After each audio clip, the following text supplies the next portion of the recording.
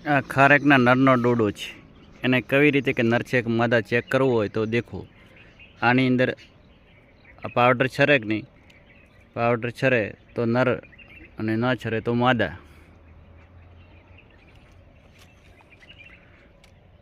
આ નર છે. નરને કાંટા થોડા વધારે હોય, મજબૂત હોય.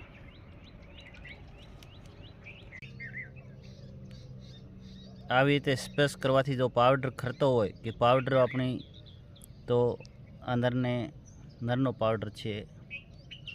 આ ખારેકને ફલનીકરણ કરવામાં કામ લાગે છે.